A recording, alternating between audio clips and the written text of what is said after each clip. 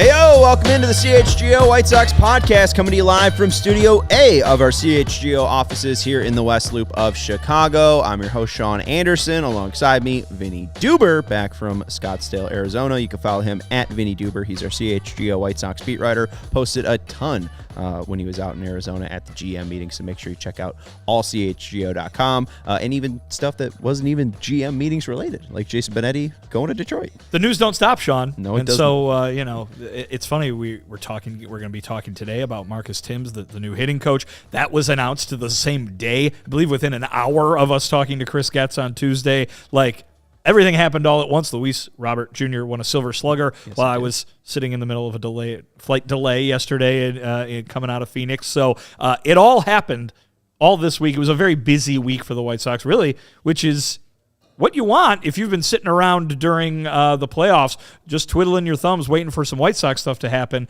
Here's the first full week since the World Series ended, and it's just all happening all at once. I still feel a little weird, though, because it's manager news and it's broadcaster news, and then a ton of people got sick. Like, not me. Free agency, and it's apparently not Ryan Herrera, too, so thank God our guys have iron stomachs. Don't eat that resort food, people. I don't think that's what it was. But don't. It seems like, where was I going with this, Vinny? I don't know. Okay. All right. You were upset that it wasn't them acquiring yeah, any right. new players. I mean, free agency opened. Like, that. I feel like that should be the big no team has signed anybody yet. Should we figure that out? What? I don't know. I mean, I feel like with the NBA, like, that's not a thing, right? And maybe that's because it's a salary cap, and there's no really negotiating of contracts. You're either getting a max contract or you're not. And if you are a max contract player, maybe it's easier to just be like, oh, well, I love the city. Boom, let's get it done. Like, it does just seem so. Again, baseball's so laborious. See, I think you could make a case though that I think the argument you're making is, boy, it sure is fun when we get NBA and NFL free agency and it all happens in a day. Right. And sure, that's a fun day, a very fun day.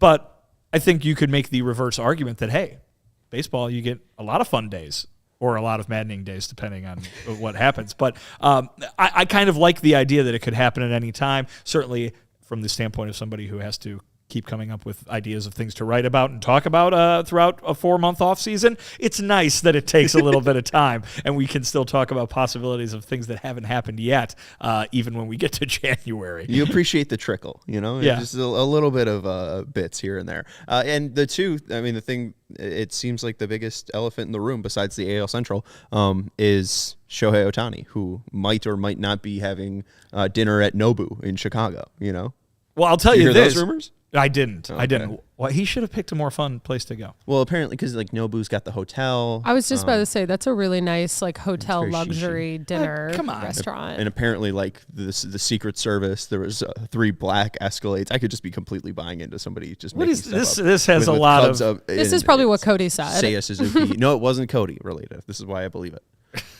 But no, come on, you can't take the guy out for a pizza, for a hot dog.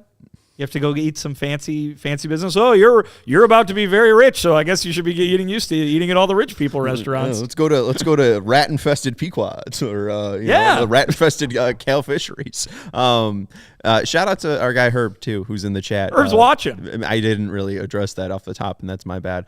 Usually I say the full CHGO White Sox crew. Didn't today because Herb's sick. Well, not sick. He had a procedure done, so it seems like it went well. Because he's saying hello. He's tweeting all about it if you want to go read up. So perfect. Yeah. If you need to get caught up, I'll sit down with dinner and enjoy Herb's colonoscopy tales. Shout out to Herb though. Glad it went well. And again, it is important. I know what he was saying on Twitter. It is important, especially for African American men, to have that test done a little bit earlier. So if Herb can be a guiding light for you to get a guiding light put up you.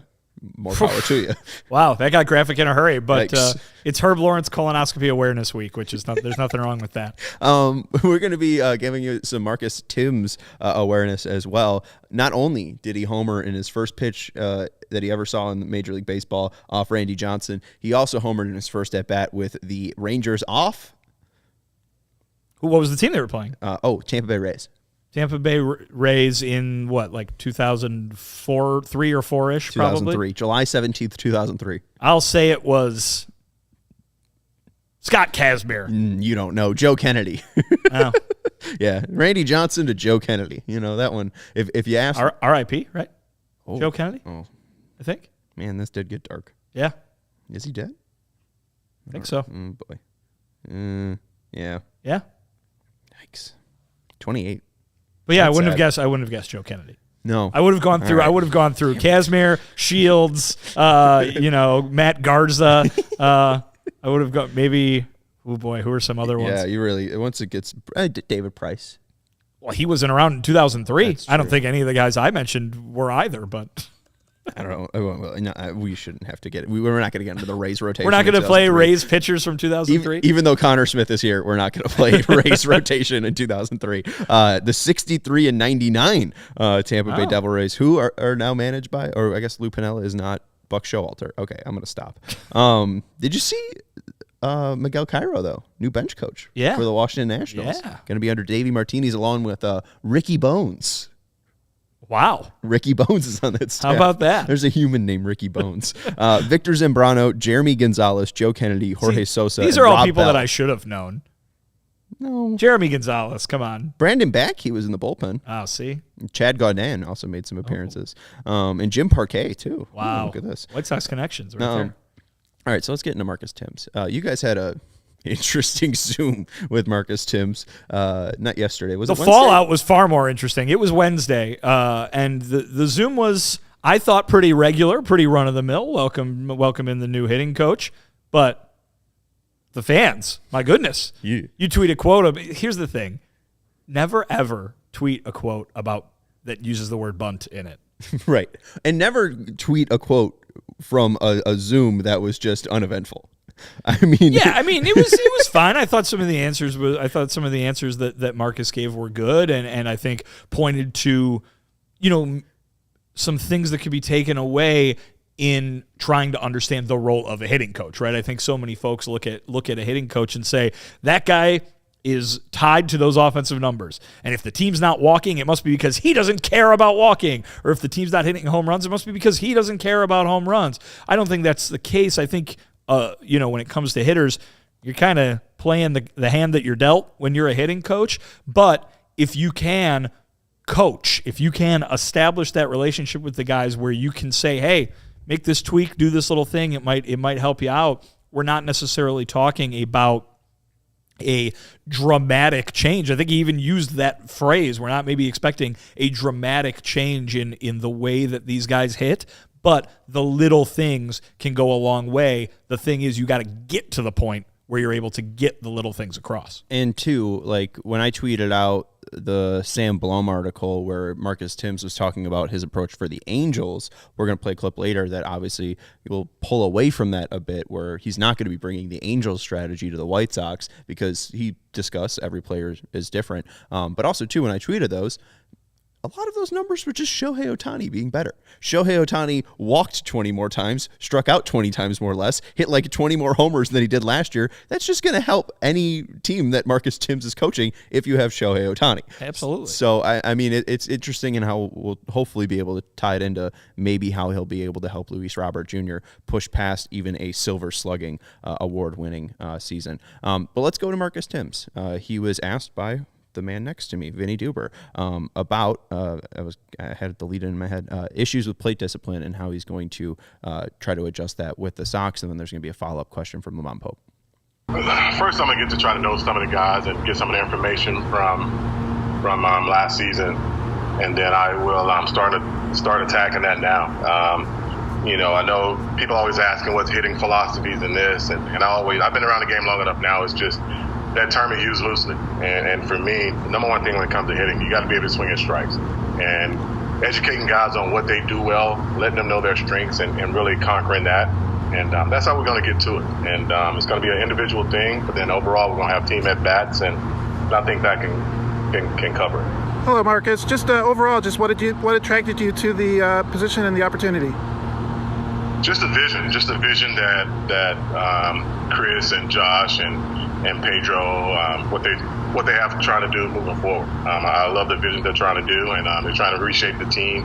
I heard Getsy's interview yesterday. Like he's trying to make some moves to make the team a little bit more athletic and get some guys to put the ball in play a little bit more. And I like that vision. And I think the game has come to a point where situational hitting and stuff like that has been kind of a lost art until the postseason. Then you start seeing teams trying to bunt and hit and run and stuff like that during the postseason. We're going to start hitting that in spring training, and we're going to change our identity a little bit. And I like that vision of what they're trying to get done. Again, it's going to be very entertaining to watch Conor McKnight call every White Sox walk up to the plate and bunt next year, because that's what Marcus Thames just said, right? Even name dropping Conor McKnight, which was so weird. It's that word for some reason. Every single thing that happens in baseball has so much stuff going on in it, and there is nothing that gets people going more than bunting. But right. I will say this, not too dissimilar right there from what we heard from Pedro Grifol all last spring, right? It was, hey, I'm not going to necessarily be calling for this every single game, but I want all these hitters to be able to do that. It makes sense that the hitting coach wants all of his hitters to be able to do all of the things that might be required of them as hitters. So it's less of a strategy attack in my reading of that, and more of ability. What can you do for me? What sort of options do we have as a coaching staff available to us whenever player X goes up to the plate in any situation, in any and every situation? But again, you heard the question that he was reacting to there, and you heard exactly what he was talking about in that identity that we've been talking about, the Chris Getz vision, a word we keep hearing, for this team, which is he wants them to be able to do all those little things a little bit more. He doesn't want it to be so reliant on just one or two aspects of the game, even if those are the aspects of the game that are so prominent right now and yield a lot of success, as we've seen. But I think Chris Getz is trying to put together a team that doesn't make the fundamental mistakes that this White Sox team has made over and over and over again for, in particular, the last two seasons. And I think what goes hand in hand with that is adding fundamental things that all or many players on a roster can do, and provide different ways that this White Sox team can beat another team on any given night. And when we're talking about the Jason Benetti story yesterday, a lot of people bring up is what's redeeming about the White Sox anymore. The answer is nothing, at least to most fans. Like, it's tough to have any redeeming qualities. They saw the biggest percentage dip in attendance. They just lost the broadcaster, so if they're not at the games, they really aren't getting their favorite broadcaster calling the games anymore. And I think it is a good, at least, narrative where these new coaches and former players are spouting that Chris Getz just wants to win, because that's the only thing that a baseball team needs to do is win. The broadcasters will hopefully be fine and will blend in, and hopefully they get the moment that they need to call, and then maybe they won't blend in when Bobby Jenks is whatever, a ball's bouncing over his head and there's a final out, right? I mean, how many people know John Rooney is the voice of the final out, right? Well, probably a lot of people who listened to it on the radio at the time. That's true, right?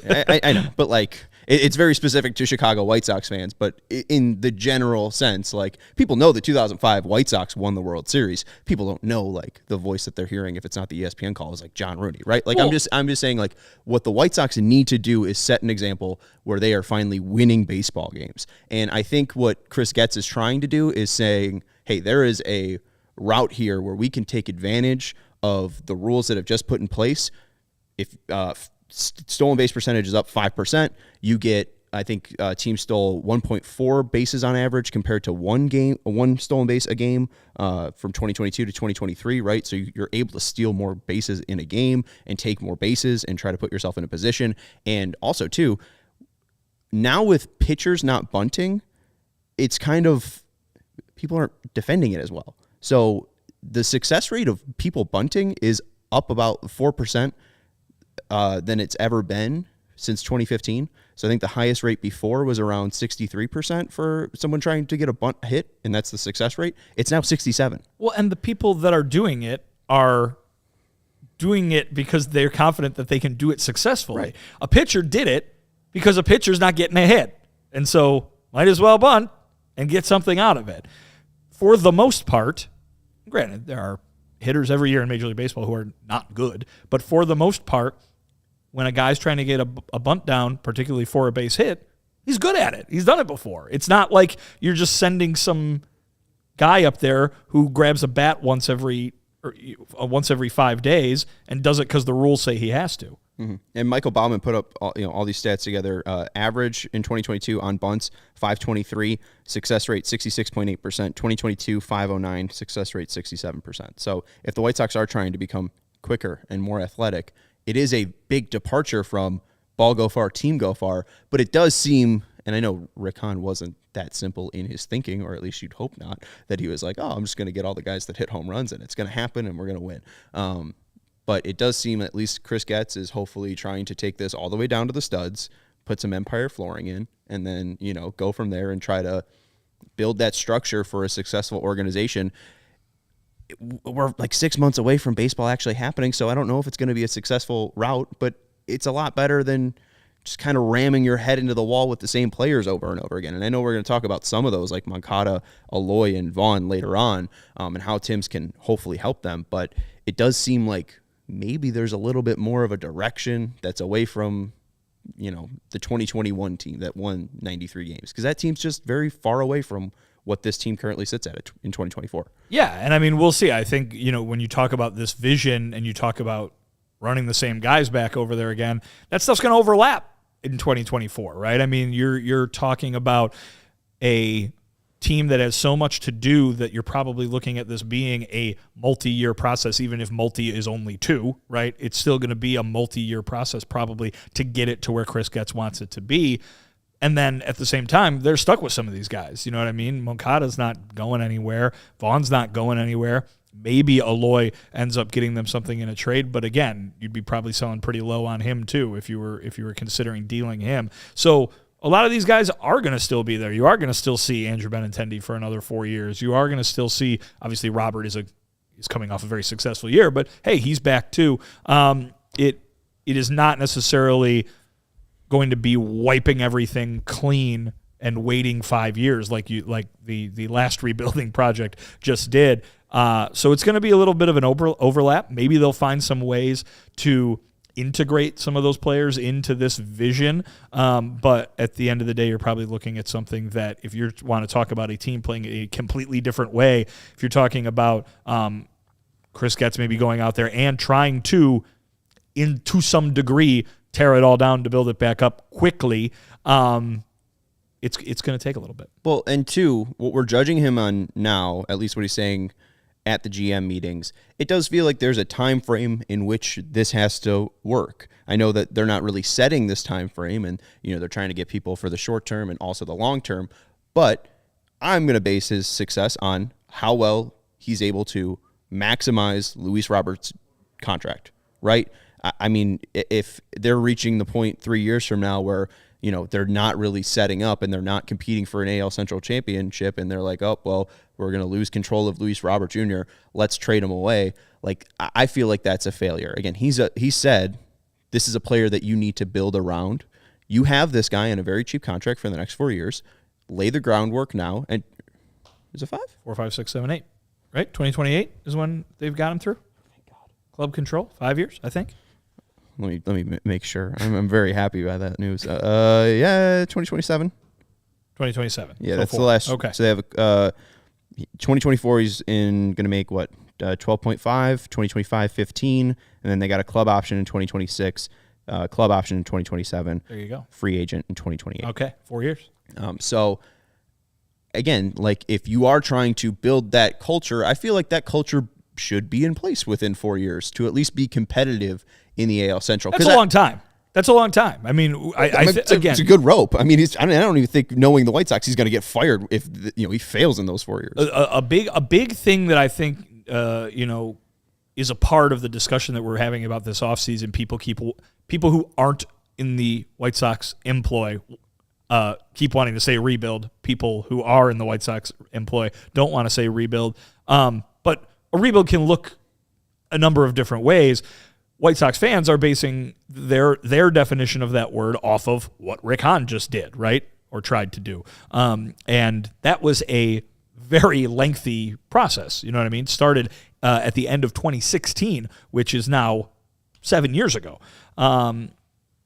It doesn't always have to be that. And when Jerry says, I promoted Chris without talking to anybody from the outside because he's the guy who can get it done as quickly as possible, there's no number attached to as quickly as possible. I'm sure Jerry would like them to be good next year. Right. But Jerry has also been around long enough that if Chris goes to him and says, this is going to be probably a 2-3 year thing, that's 1 year quicker than anybody from the outside in Jerry's mind would have been able to get it done, right? So I think that looking for a specific number of years is only natural for us, talking about this team as in depth as we do. But it's something where it might be a little bit more amorphous than that, and it could be, this thing is ready to. It's just kind of ready when it's ready. Which again, that's hard. That's hard to look at. I know, but that kind of could be what it's more like. It's also just odd when you're like, oh, it's the elephant in the room's our division, and you also have the best player in the division. So I mean, you also might have the best pitcher in the division. But what is the best? But what is the best team in the division doing? They're scaling things back. They're throttling back. Right. Now, Well, right? it's yeah. I mean, so I'm just saying, like, but it's is there some sort of looming dynasty on the horizon in this division? Like, you could. But then why can't it work in 3 years or 4 years? I guess that's why I'm trying to. It can. No, absolutely. Yeah. But that's why I'm trying to set that frame. Is because like it does seem like an achievable thing when you have absolutely 88. Right. And I think that's why they keep bringing it up. I hope they're right. I don't want to be. This is a really dark place that we're in with the White Sox. So I hope someone's right in this organization at some point. It'd be fun to talk about the playoffs. Let's take a break though. If you are watching, make sure you hit that thumbs up button. Happy Friday, y'all. Shout out to AJ, Dan, Jim, our guy Jim, who was hanging out with us moments ago. Now I guess he's on the train.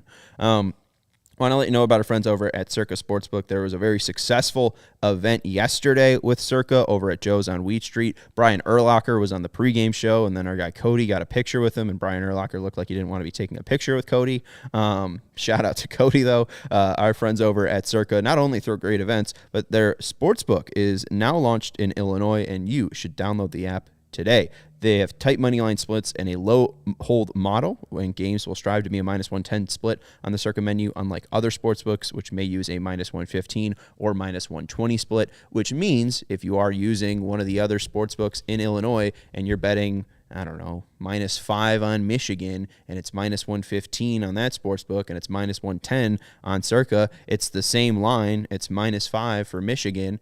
Why would you bet with the other sportsbook? You're just giving them more money. Circa is going to pay you out more if it is -110 versus -115. And the best part, too, about Circa is they encourage bettors to download apps and explore all betting apps available, so you make sure that you're getting the best line possible. They are the world's largest sportsbook, and they are very confident that they have the best odds for you, and they don't limit players based on their winning. So if you are winning, you aren't going to be limited by your bet size or anything. Circa is welcoming you, the sports better. And there's real people behind Circa Sports brand who resolve issues in a timely fashion, unlike other books who use chatbox. So download the Circa Sports Illinois app at circasports.com/Illinois-app. That's circasports.com/Illinois-app to sign up today. Also be on the lookout for more Circa events, watch parties, and tailgates to come. If you or somebody you know may have a problem with gambling, call 1-800-GAMBLER, 1-800-426-2537, text GMB 833-2384 or 234 or visit areyoureallywinning.com. They're just numbers. It shouldn't be that hard to read them. I also want to let you know about our friends over at Empire today. Nice. Thank you. I always screw up the phone number, so I'm not going to do it. Herb did it last time. 588-2300 Empire today. With Empire today, you get shop-at-home convenience, the right products for your needs, quick and professional installation, and a low price guarantee. Empire today is the best place to get new flooring, so of course they have copycats, but those copycats can't beat Empire on Empire's quality, service, and speed. So those copycats advertise low-quality products that Empire simply won't carry. Their curated product selection is there to help you find what you need and not overwhelm you with the thousands of choices and substitutes. What they leave out of their selection is just as important as what they put in, and you could see all of their collection with their virtual floor designer. It's a great way to see how new floors will look in any space. It's easy. Just snap a picture and instantly see how new floors will look in your room. Wow. Right? The 21st century. Very cool. It's just like having a smart house. You see all those movies on Disney Channel in the early 2000s. Disney Channel. Wow. Hell yeah. We're just getting out of nowhere sound drops. It adds. I mean, we got to get the Empire jingle. We do. We just rip that off a commercial. Schedule a free home estimate today. All listeners can receive $350 off when they use promo code CHGO. Restrictions apply. See EmpireToday.com/CHGO for details. We got a super chat from our guy Conor Smith. Sosa hit 609 homers, 14 versus Sox. Thames hit. I'm going to do Thames for a very long time. It's Thames. It's Thames. I'm going to call him Thames. I'm going to call Brian Floyd. I'm going to call Josh Jesse. It's going to be a very messy year for me. Connor saying, though, Sosa 609 homers, 14 versus Sox. Thames 115 homers, 14 versus Sox. So I think Marcus Thames probably should have just had a little bit more rope. I also think with all of these guys that they're hiring that are former players, there's definitely the option of a player coach. I mean, Grady Sizemore hasn't retired. Marcus Thames is very built. Has he not? He, from what I know, at least early 2023, he is not retired. You have to file official paperwork with the union, right? That's because we just saw that with Adam Wainwright. Mm-hmm. Yeah, official paperwork, and Grady Sizemore hasn't. I know. How old is he? I don't think 41. 41. I think he should give it up. Yeah, I mean he has. I don't know. I mean, maybe Chris Getz's plan is save a little bit on. I mean, do you have if he is active on the roster and getting a coaching salary, does he have to get paid the player minimum? Is this a way to save $200,000? I don't know. Okay. All right, I don't know what the rules say about that. We should look into it. Because you don't have to be in the union to play. We know that. You don't? No. Remember the creative players or the players in MVP 2005? Oh, the guys okay. who weren't in the union were fake. I thought, okay, I didn't know they weren't in the union. Yeah. So Barry wasn't in the union, and he wasn't in the game? I don't know about Barry Bonds. He might have had his own thing going on there. But some of the other ones, because they played in was it Kevin Millar who played in the strike year? Was he a scab player? Oh, really? Or something like that? I don't know. Huh. Yeah, he scabbed. He scabbed. He scabbed. He was scabby. Yeah, in MVP Baseball 2005, he was replaced by Anthony Freese. Yeah, right. Anthony Freese. Okay, yeah. that's Damian Miller was Roger Chamberlain. And then John Dowd was Barry Bonds was John Dowd. Barry yes. Bonds. Yeah. So I don't know. And Sarah, watch out for the Rhine River because Vinny's gonna check you and say that's in Germany. I mean, it's certainly it's in France though. I mean, it's in Germany. I don't know if it goes into France also. Well, the river, it's a pretty big river. Sarah knows. Well, it's over 400 miles or something. I'm sure it is. Yeah, so it probably does then go Okay. into Germany. But I feel like tourists, or I guess I don't know. You guys were talking about maps earlier, and I was half listening. Yeah. I like geography, so. I mean, our guy Jim Cook thinks Dallas is the Midwest. It's an interesting opinion. Yikes. It's interesting because Jim only thinks that there's north and south. He's never heard of the directions of east and west. That's what you guys were talking about? Other way around. He only thinks there's east and west. He doesn't recognize the north and south as being different regions. But what he was explaining is he thinks of it as time zones, and those are vertical. No, he said there's only 3. He said there's only 3 regions in the United States of America. And I feel like they're divided by Midwest vertical and lines, west, though. No. In his mind, yeah. Yeah. Oh. Texas is not part of the Midwest either. That is true. Not even slightly. It's not close. If you're looking at the United States of America, it is literally on the bottom. Yeah. It is that and Florida are the most southern states. Yeah. You ever been to the Floribama? That's southern. I've never been to Floribama. It's on the border of Alabama and Florida. You're a traveling man. No. Okay. You ever been to Floribama? I don't think that's my scene. Got to be honest. No, it doesn't sound like it. No. Yeah. But I do think it's interesting just with the Tim's answers. Even I know it was a awkward back and forth, but when Daryl asks him about his career and he says, that's for my family, it does seem like these guys have a very certain mindset that they are bringing to try to make all of these players the most professional baseball players that they can be, right? They've lived the life, they can set the example, and that's what Chris Getz is trying to do with every single person in the organization, from the major league coach in Grady Sizemore to the hitting coach in Thames to Matt Wise and Katz, who have minor league and major league experience. Patrick Grifol is a former minor leaguer. Like, all of these guys have experience, and it does seem like, again, they just want to set that example for them. And I mean, he even brought up Grady Sizemore having 4 seasons of 700 plate appearances, like setting that example to show up and work every single day. And here's the thing, I think there's probably some folks out there who would roll their eyes and be like, oh, why aren't they just trying to, be a home run hitting team that hits a bunch of home runs and strikes out a bunch of guys on the pitching side? And they could still be that, but I guess the point being that Chris Getz said that an identity for this team has been missing. He says this team and this organization the last couple of years has not had an identity, right? Or lacked it in a dramatic way. He's trying to bring something in that he thought wasn't there at all. And this is a long-term proposition for the guy. You know what I mean? I don't think you start your tenure as a GM and say, I'll probably only be here about 4 or 5 years and then move on to something else. The idea is this is going to be your job forever. And I think if you're trying to set up the long-term health of an organization, if you're trying to establish an identity with where there is not one already established, and because of that long-term, you're not pinning it to specific players, right? You just want it to apply to every single player that walks through the door. Wouldn't those be the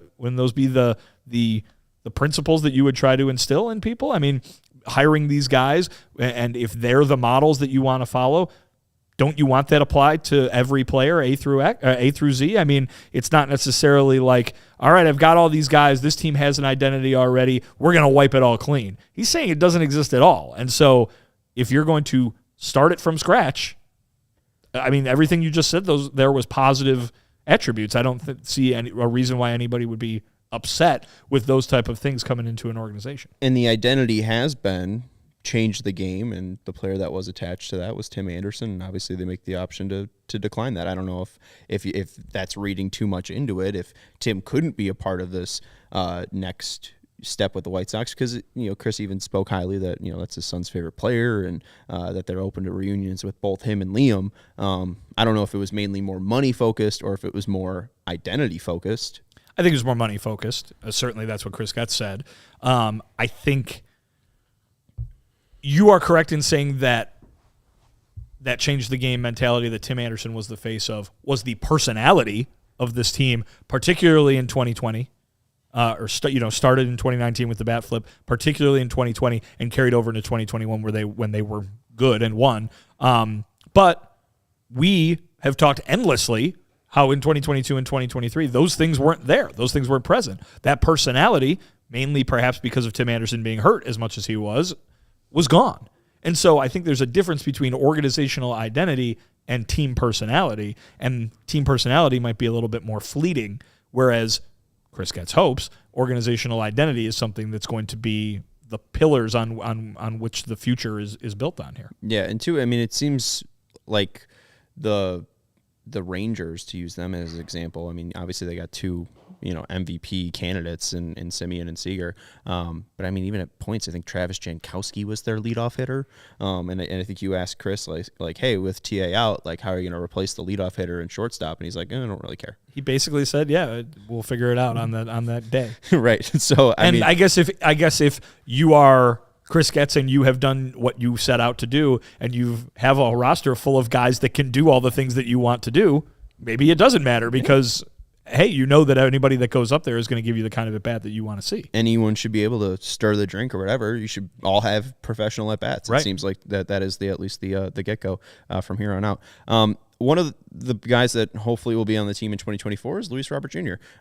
Maybe we shouldn't have taken 30 minutes to get to this point, but Luis Robert Jr. has won his first Silver Slugger. Congratulations to Luis Robert Jr. Luis Robert Jr., the first White Sox since Eloy Jimenez. to be. Three of them did it in 2020. Jose Abreu, who obviously won the MVP that year, and then Tim Anderson and Eloy Jimenez. All three of those guys won Silver Sluggers in the shortened 2020 season.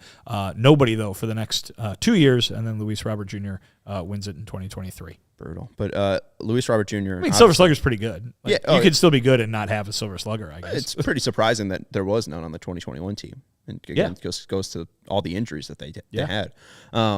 But yeah, Luis Robert Jr. finally reaching this milestone, has a Gold Glove, has a Silver Slugger. Vinnie, 2024, since Otani's going to the Cubs in the National League, this is your 2024 AL MVP?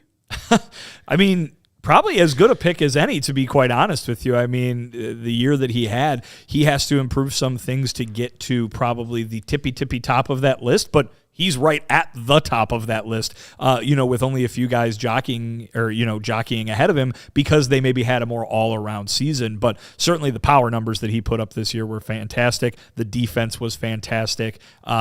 If he can throw more on base into that and maybe even take advantage of his speed, I don't see why he wouldn't be one of the top picks going into next year to win that MVP award. No one really discussed through the 2023 season the reason why Shohei Otani was having the year he was having was because of Marcus Thames. I don't think that was. He taught him some pitching tips too? I think so. Or maybe Matt Wise did. And that's why they got both Sox of them. have them both. Yeah, right? I mean, I don't guess that's not the strategy because, again, Jerry said unprompted. We're not signing him. But from 2018 to 2022, Shohei Otani had 2,272 career plate appearances. Luis Robert Jr., to remind you, just crossed 1,500. So this is still not a seasoned baseball player. And again, we saw more and more seasoning. And I brought up to you, hey, imagine what Luis Robert Jr.'s season was like if he wasn't horrible in April. But that's kind of just the growing pains that player was still going through because at that point, he had barely over 1,000 plate appearances in his MLB career. So I don't think this is going to be Marcus Thames' focus, but I am just so excited to see what the reigning Silver Slugger is going to do in this next year because this is a player that has made all the adjustments from Cuba to the minor leagues to the major leagues. It feels like he really finally settled in 2023, and you see what Otani did in 2022, nothing to scoff at. He was second in MVP and fourth in Cy Young. I don't know if Robert's going to finish there, but an OPS of 144 was pretty good. So I just think that it's going to be very exciting to see what's next for Robert. I know that's very easy to say, but it does just feel like tip of the iceberg stuff in 2023 for Robert. Yeah, or at least that breakout. You know what I mean? Like I think there definitely is room for him to grow still. Listen, the guy just hit 38 home runs, so why can't he hit 40? The guy just put up a ridiculous slugging percentage. Why can't it be about the same? But why can't he add some on base to it? We saw him make a dramatic change, as you mentioned, in April to get out of what looked like it was just going to be more of the same thing we saw at the end of last year when he was hurt, just kind of swinging at whatever. That still is a problem for him on not as consistent a basis as it has been in the past few years, but that was still a problem for him this year, and I think he knows it. I mean, if he can go in and drill down even more on pitch selection, drill down even more on plate discipline, you're looking at those on-base numbers going up. Now he's on base more. Now he can take advantage of what is still some fantastic speed, steal some more bases. Obviously, as we've talked about, the White Sox don't want him jamming his thumb into a base at all, but there's no reason. I mean, we saw him steal third base with ease several times this year, and there's no reason that he can't do that a lot more, with the opportunities that he could get if his on-base percentage is a little higher. So you go ahead and you look at his numbers. There are areas where you're like, oh, well, that could be better. That could be better. And you know what? They could be better. And he is the kind of talented athlete to be able to work to make that better. You saw work. You saw the results of work last year when he made that change early in the year to go from guy who was waving at things to guy who was hitting 38 home runs. And that work can come again. It can come in different facets. You saw work pay off on the defensive side this year. So he's a guy that's not going to be shy about trying to get better. You throw a few pearls of wisdom in there from Marcus Thames, and who knows what Luis Robert Jr. can be. Sky's the limit for 88. And again, I think that if Chris Getz is saying no untouchables, it is probably very heavily asterisk, probably several asterisks, smaller asterisks to the asterisk, that it has to be the perfect deal to get rid of that player. But yeah, I'm excited. I mean, I know obviously the plate discipline is something that everyone would like to see adjusted, but if he hits 50 home runs, I don't care. I don't care if his walk rate doesn't change. Listen, I'm not saying that he has to do that in order to just be good. I'm just saying if you want him to be the best player in baseball, right, those are things that can improve, and I think he has the potential to do it. He has the ability to do it. If he doesn't, he'll still be one of the best players in baseball, and he'll be the best hitter in the White Sox lineup. Absolutely. And we're going to take a break and talk a little bit about Marcus Thames. He was talking a lot about attacking strikes, and obviously, if it's a strike, it's a good pitch to hit. You don't say. If it's in the zone, that's when we should be attacking. We're going to take a break and talk a little bit about why that's good for Luis Robert Jr. Because again, if he's able to lay off the pitches out of the zone, what can he do to the ones in the zone?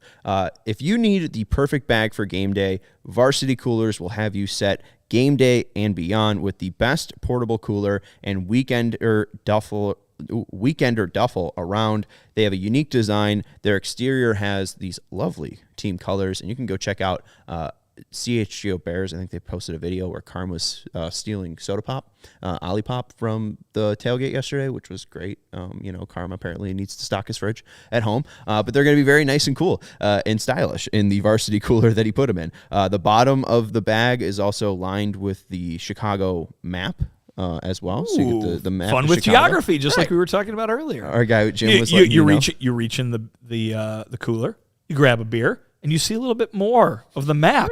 By the time all the beer's gone, you'll be an expert on where all the streets are. There's back of the yards right there. There it is. The banner has certain landmarks as well, and the lining shows off the lovely food scene of Chicago. It doubles as a cooler. It's waterproof and double insulated, and a travel duffel if it's in a golf cart or as carry-on luggage. It's the perfect Christmas gift with that coming up.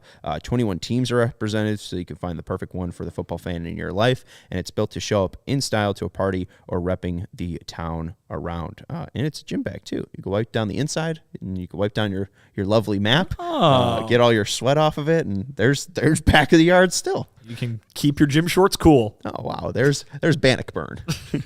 Wow, that's a big map. Head over to varsitycoolers.us and use code CHGO at checkout for 10% off your order. Again, varsitycoolers.us and use code CHGO at checkout for 10% off your order. It's a big map. I still don't know where Bannockburn is, so I should look at the map.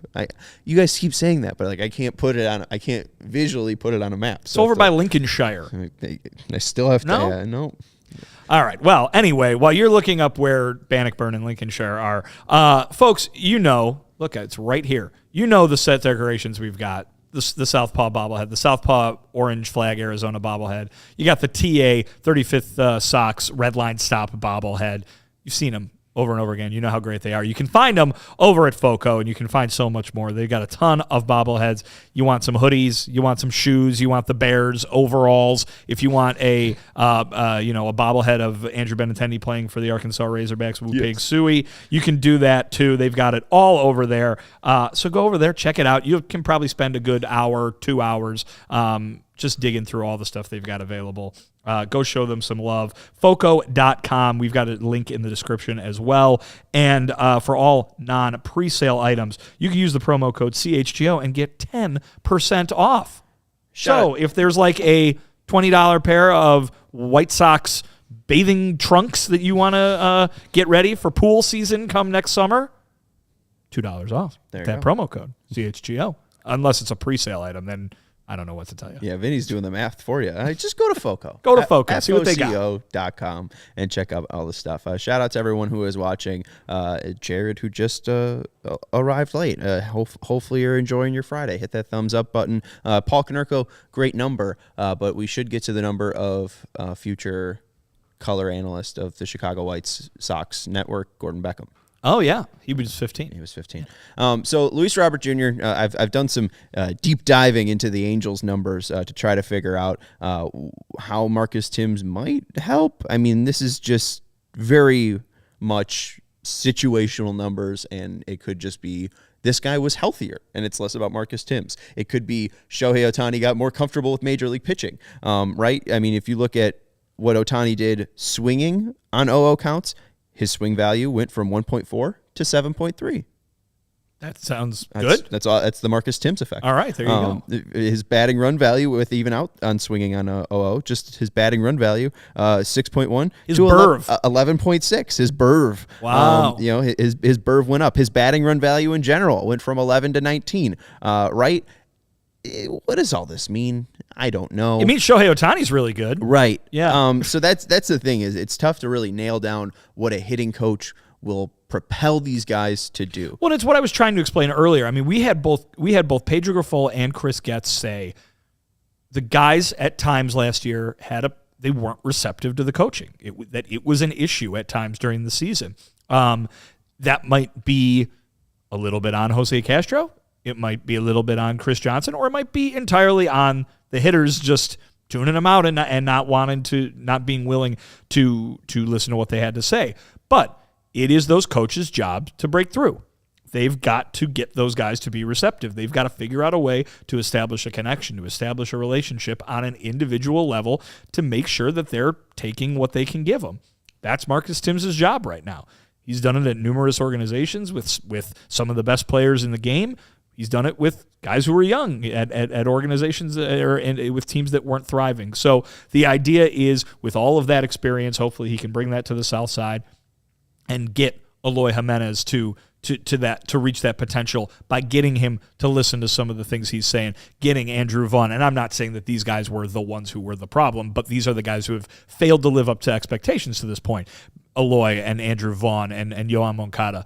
If Tim says something for them that can get them over the hump, it's not his job just to tell them it, but to get them to hear it. And so I think that is what he's setting out to do. That's probably what every hitting coach sets out to do, but you have to be able to succeed on that level before you can succeed at turning those numbers that you were talking about into ones that are much better. Right. And then, going back, this was in the clip we played, but just to reiterate what Tim said, he said the number one thing when it comes to hitting, you got to be able to swing at strikes. And I know that, again, a lot of these guys put in work. When Chris Getz in that hour-long press conference talked about Andrew Vaughn, he was like, he puts in all the work, right? It's like, that's a guy that we know that's going to show up and work his butt off. Just the results haven't been there yet.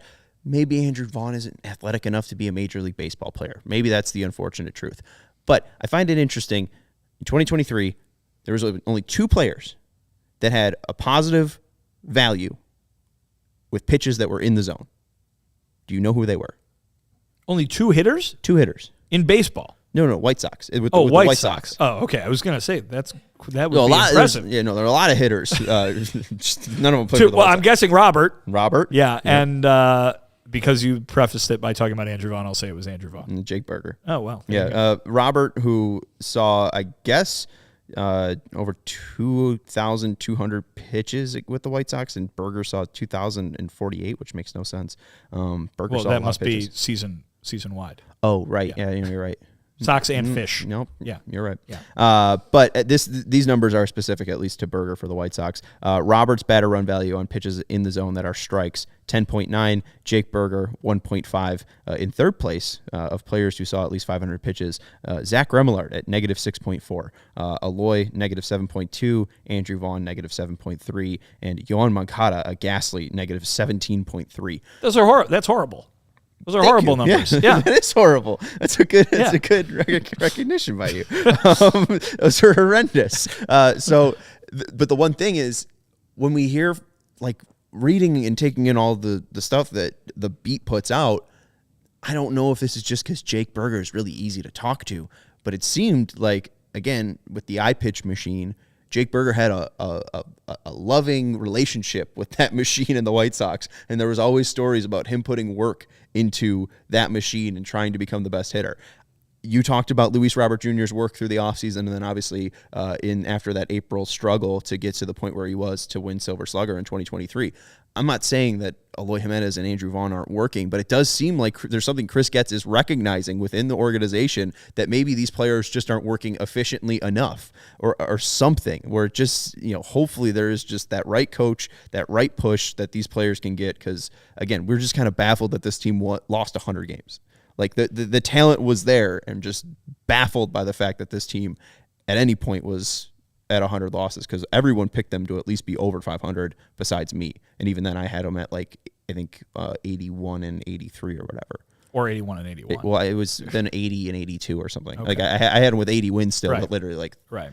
bottoming out. Yeah, I mean, listen, that's been the story of the failure of the last couple seasons, has been that the guys who were supposed to show up and carry this team to the top of the sport haven't shown up. And a lot of the time that's been because they've been physically unable to do so.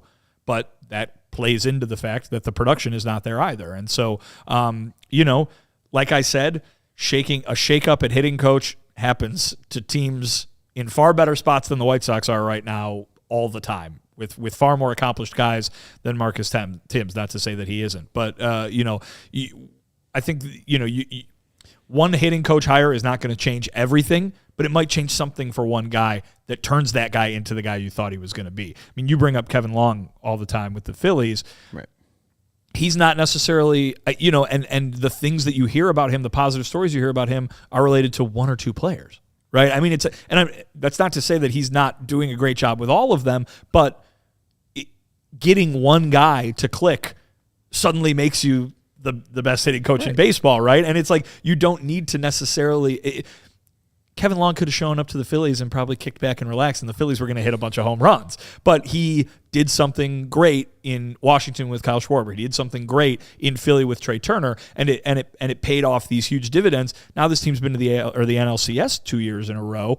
Again, Bryce Harper probably doesn't need a lot of hitting coaching, but getting one or two key parts of that lineup to make the change that turns them into something special, or something even more special than they already are, can have an effect on an entire team, make that team that much better, and all of a sudden you've got your money's worth in hiring the hitting coach that you did. Right, and the Yankees let Kevin Long go after 7 years, and he won a World Series with them, and that was his first job. Did he not do a good job, or was it just the message kind of wore thin and they needed a new voice? I mean, we heard that with Miguel Cairo when Tony was sick, that it was just that different voice that kind of sparked them to go 81 and 81. And Tim's might be the voice, not necessarily that the team, in all caps, needs to hear, but it might be the voice that Eloy needs to hear, or it might be the voice that Andrew Vaughn needs to hear. So it's interesting that you say that. So who swings the most at pitches in the zone for the White Sox? Who swings the most at strikes? People who are still on the team, or just last year? Yeah. Who swings? It's both. It's both. Yeah. Who swings the most at strikes? Yeah. I will say Eloy Jimenez. It's Luis Robert Jr. Luis Robert. I should have just said that. Luis Robert Jr. swings at strikes 37% of the time, 36.9% of the time, if we want to be fair. His batter run value, 21. His BRV. Yeah. In second place, both at 35.9% and 35.8%, Andrew Benintendi and Tim Anderson. Benintendi, negative 13.1. Well, I would have guessed TA. Yeah. Well, I'm trying to get more to the Moncada point. Benintendi and Tim Anderson, 35.9, 35.8. Benintendi, negative 13.1 BRV. Tim Anderson, negative 25 BRV. Lower down on this list, basically 3% less. Moncada at 32.4%. I brought up his Gasly numbers at strikes only at like negative 17. His BRV's only negative 2.7 when swinging at strikes. So maybe, hey, swing at strikes more. Yeah. Eloy Jimenez just below him, 31.5%. His batter run value, 5.6%. Hey, Eloy, swing at strikes more. Andrew Vaughn, the worst on the team, 30.9%. And he has a batter run value, a BRV, of 9.7%.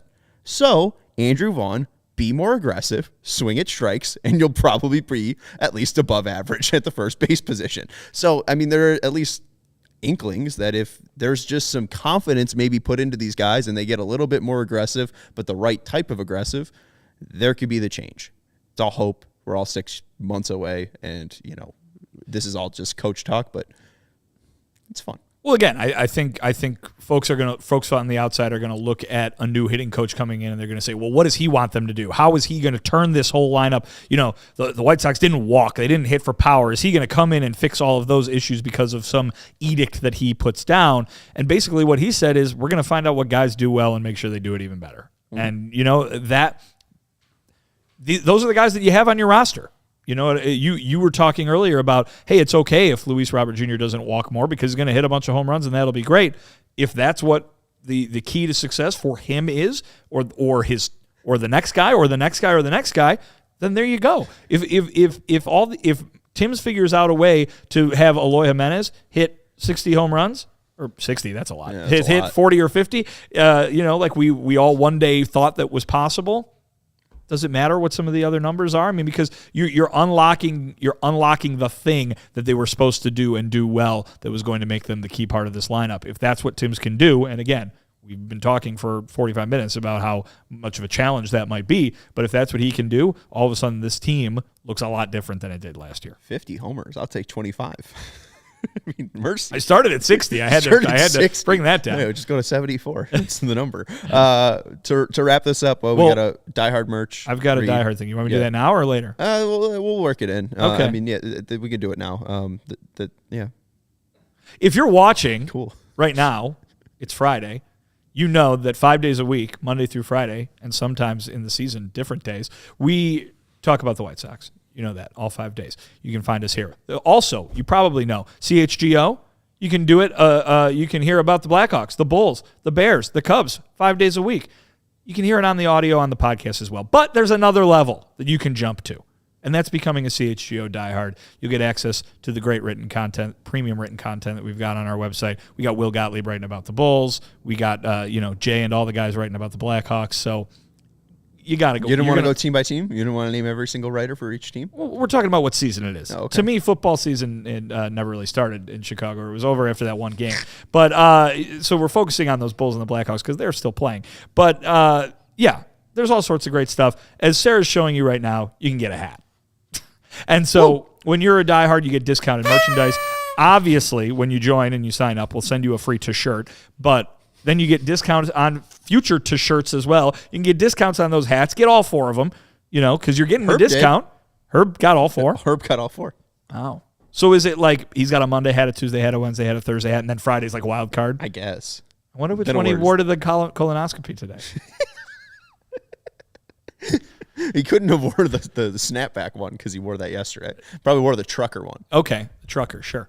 Or maybe a dad hat. The dad hat's very cool. I mean, you're getting a colonoscopy. That's very dad comfortable. thing. It's comfortable. That is a dad thing to do, get a colonoscopy. But yeah, so listen, you get all that stuff and you get discounted tickets to our events. Mm-hmm. If you want to go to the tailgates are over because, like I said, football season ended like back in late August. But the Bears or the Bulls and the Blackhawks, they'll be doing takeovers, they'll be doing watch parties, all that sorts of good stuff coming up throughout the winter. So you can get discounted, tickets to that.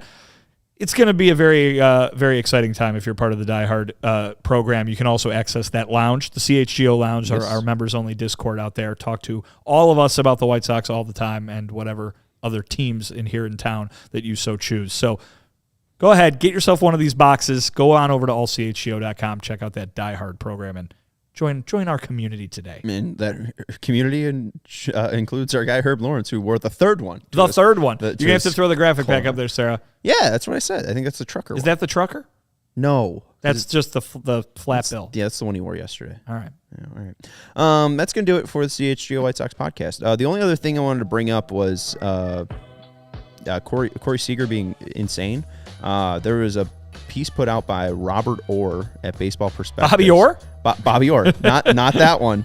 Not his @ is not the Bobby Orr. Oh, there you go. But Robert Orr, and it was he tried to figure out like just who's the best at just attacking strikes, right? So basically the Marcus Thames, like how do you become the best hitter? You're not going to let a strike go past you. Cory Seager, hittable pitches taken, the leader in Major League Baseball, 21.5%. In second place, Freddie Fermin at 24.9%. In third place, Bryce Harper, 26.3%. And then where the numbers kind of start to level out is around the 27 level. Rafael Devers, Sal Perez, J.D. Davis. So basically, Cory Seager is 3% better than second place.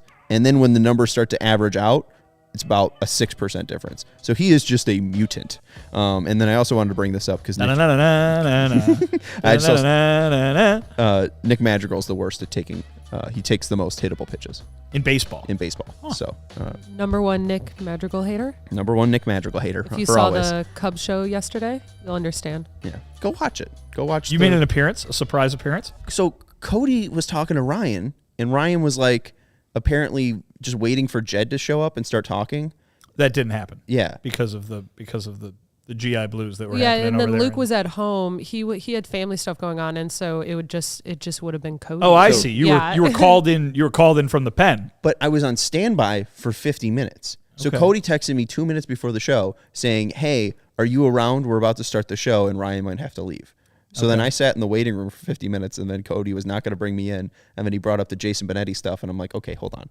I'm not going to be in the waiting room, and you're not going to start You just talking. burst onto the scene? Well, Sarah, like you were on, Sarah like you were on Maury? Nobody asked me to be on the Cubs show. Nobody even thought rude. of me. Wow. That's rude. Yeah. Now, that was a good decision, but You could talk Cubs. yeah, but it wouldn't be like a credible source for people to actually like take their information from. It would just be a very, very opinionated like Cubs fan talking. That you're describing Cody. Yeah, you're describing Cody. You're describing Herb. You're describing me. I think you're fine. That's Sarah, our producer. That's Vinnie Duber. You can follow him at CHGO White Sox, or you can follow him at Vinnie Duber. He's our CHGO White Sox beat writer, and you can read his latest pieces up at allchgo.com. I'm Sean Anderson. You can follow me at Sean_W_Anderson. Herb Lawrence will be joining us next week, and thank you to everyone for hanging out with us in the chat. Make sure you hit the thumbs up button. We'll talk to you on Monday. Goodbye. We all silly like the mayor.